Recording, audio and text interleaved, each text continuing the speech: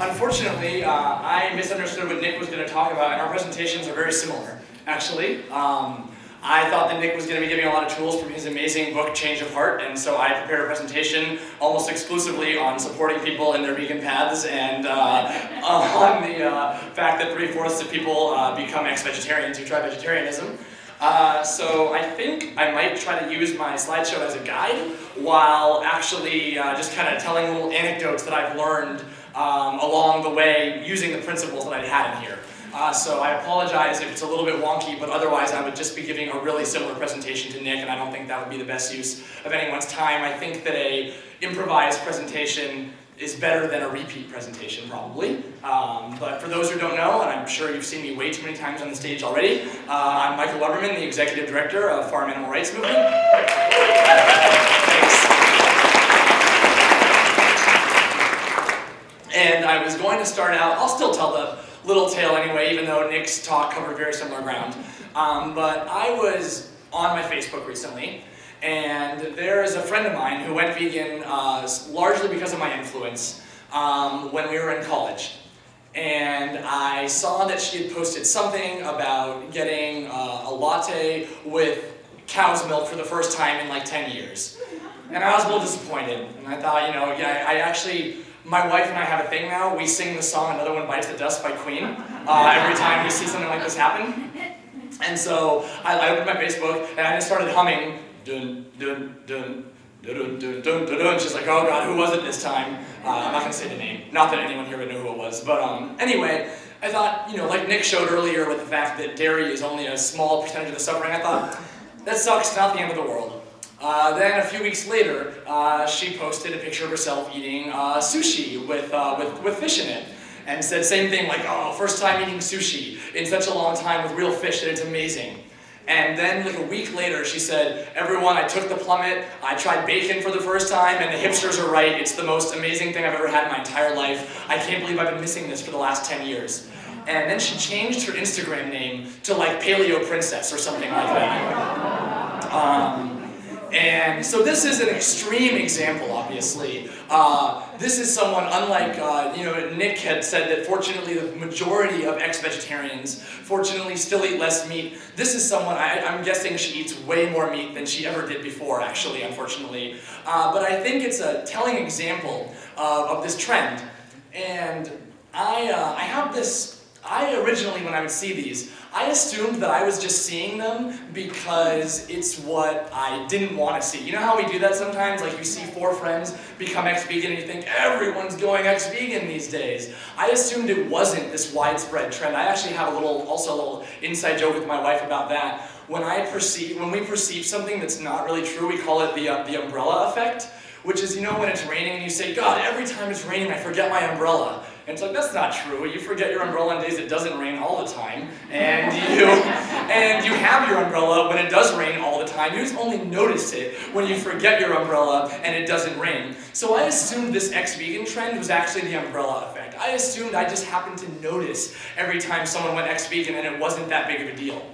Unfortunately, like Nick said, it actually is a big deal. This was first alerted to me, and I believe possibly Nick as well. I know you were emailing about this a few years ago, when the psychologist Hal Herzog put an article out. It was called "Why Do Most Vegetarians Go Back to Eating Meat?"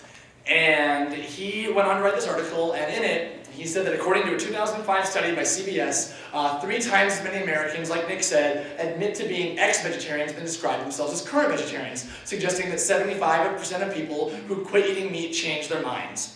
And I thought, okay, just some CBS story. And as the more you look at it, this 3/4 number has been consistently verified, and it's always right around 3/4, between 70 and like 78%. And so Farm developed a kind of strategy that we're calling sustained vegan advocacy.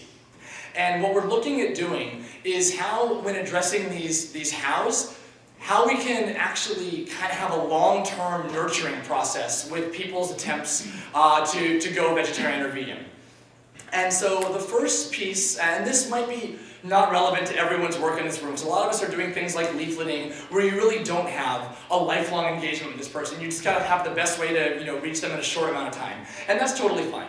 But for those of us who have the means to try this, something that we're doing is, it's like a 3-step process, and it starts with capturing an audience. And that means finding an audience that you can kind of tell the full story to, the full message to, rather than someone who you're hoping they're going to see your message and take it home and run with it.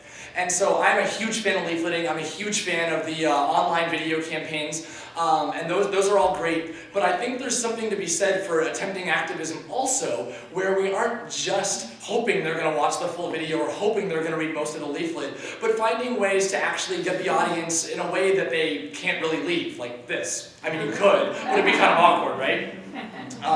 The little tool I use for myself is I try to find what I call find the bored people, or find people with nothing better to do than hear your message.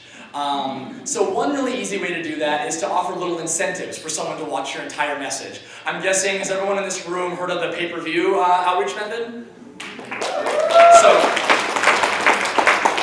So I don't think paying someone $1 to watch a video would be worth it in of itself. If it was just paying them to watch a video, that'd be kind of stupid, because like Nick said, you can pay 15 cents and get someone to watch a video. But I think what makes offering incentives to watch videos in their entirety worth it is if you can collect an email address and go through a follow-up process with these people. And I'm going to get into that in a little bit, but another example is giving presentations, like classroom presentations. I know there was just recently a study done on vegan classroom presentations that said that they're actually not particularly effective. I was not able to analyze that in depth, and yet I take some issue with it though. I think part of that is because that study wasn't assuming a long-term follow-up process afterward, and again, I don't think a classroom presentation is really worth it if you're not collecting everyone's email addresses afterward and doing some sort of follow-up. I mean, spending an hour and a half talking to 30 people when you can leaflet 1,000 people in that same time doesn't really make any sense unless you know you're going to try to develop this relationship with those people afterward. And so I think that if you want to explore kind of this sustained vegan advocacy process, it's worth getting captive audiences who are willing to kind of ask questions back and give you something to follow up with them with. With that, obviously, it's not worth getting a captive audience if you're not going to engage effectively. I don't need to spend a lot of time on this because I know that the recruiter after me is going to have 12 minutes on basically the most effective ways you could possibly engage with people to get them to want to take steps towards the vegan path. I just want to say that one thing that I have noticed also about this incentive-based process is it often takes people a few minutes to break down the barrier and find it worth it to really engage with the message. What I mean by that is, for instance, before we were offering people $1 to watch a 4-minute video, we would just have laptops on tables all the time at festivals, showcasing animal farming footage outward to the audience. And it usually, does this mic move? It usually looks something like this. Can I just open your laptop and pretend that I'm watching a video on it? So a person would walk by, they'd look, huh, I'll look at you guys, it looks something like this. They'd cross their arms, their body language would go back, and about 15 seconds later, they would walk right away. And that's what I saw almost every single time that I've ever tried to show video footage in person to someone before we started offering them $1. Since we started offering people $1 to watch the video, 96% of them watched the entire video, only 4% walked away. And the body language looks something like this. For the first 15 seconds, they cross their arms, they get their gross on their face, and their body language goes back.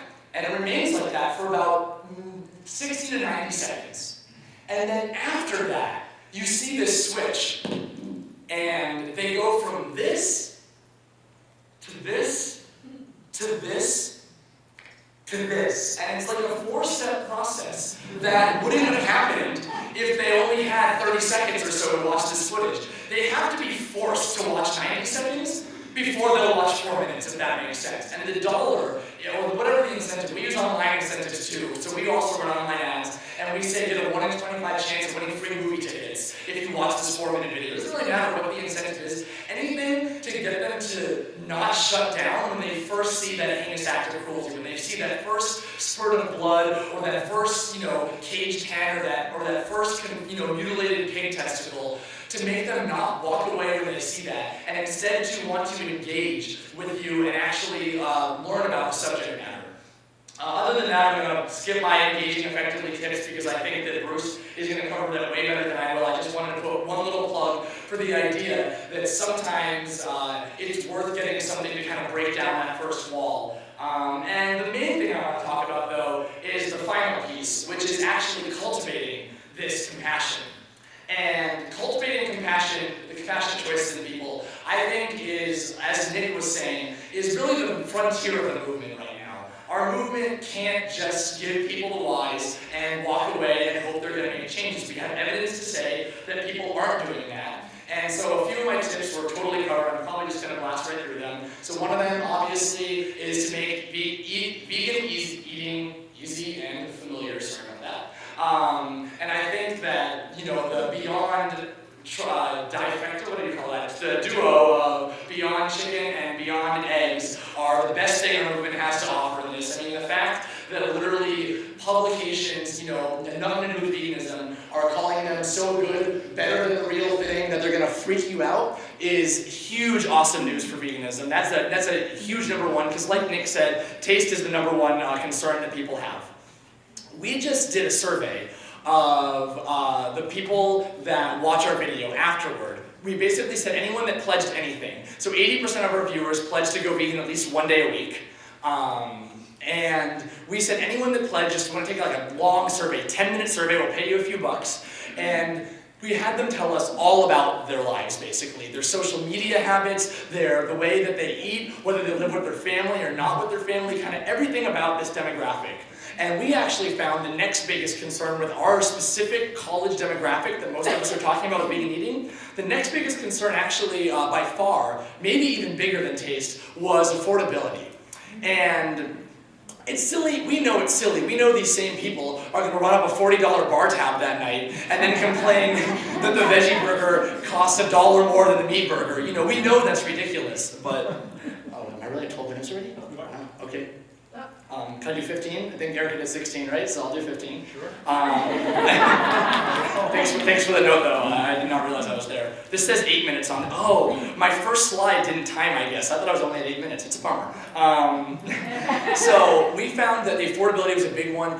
One thing we're learning, it doesn't matter if we know it's a real concern, it matters that they think it's a concern. If people think that veganism is not affordable, even if we know it is, it doesn't matter if we know it's not, if we know it is affordable. It matters they perceive vegan eating as affordable. And so it's really important, really, really important when reaching out to young people, college students, people at rock concerts, that we really emphasize that being vegan can be very affordable and familiar.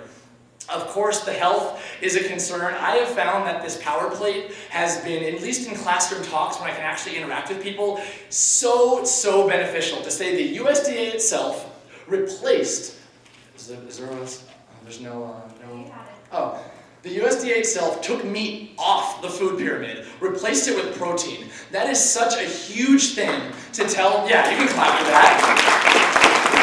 That the USDA said that we don't need meat to get protein. They took dairy off the plate, kind of put it on the side, and they said that fortified soy and nut milks count as dairy now. So the food pyramid is basically a vegan food plate now, and people I have found respond so well to that. The fact that a source that I can basically tell them, the USDA is the least animal-friendly entity in the entire country in many ways. They enable the killing of 10 billion animals every single year, and they're saying that the food pyramid is basically vegan now. The last one I want to touch on briefly is just to say that, oh, that slide didn't come out at all, did it?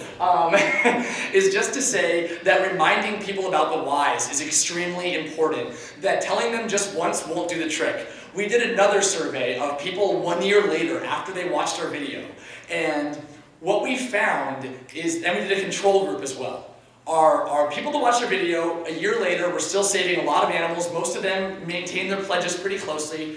The control group actually ate more animals over the past year. And we thought that was really weird. We assumed that in general people were kind of reporting meat reduction just because it's cool. What it was a handful of ex-vegetarians brought up the entire eating count for the entire control group. There was not a single ex-vegetarian in our viewed the video group, even though there was lots of people that watched as a vegetarian. So what we gleaned from that is that people who are vegetarian who watch a 4-minute video on this don't become ex-vegetarians, and people who are vegetarian and don't get an intervention do become ex-vegetarians. So it's not just the hows. Occasional reminding of those whys is a really effective way to ensure that people stay on the issues and maybe even eventually become the budding activists that we hope they're going to become. This is our youngest activist we've ever had on our pay-per-view tour. And yeah, you can clap for her. We want people to go vegan, to know why they're vegan, and hopefully to eventually tell others why they should go vegan. Thank you very much. I'm Michael Webermann from AnimalNews.info.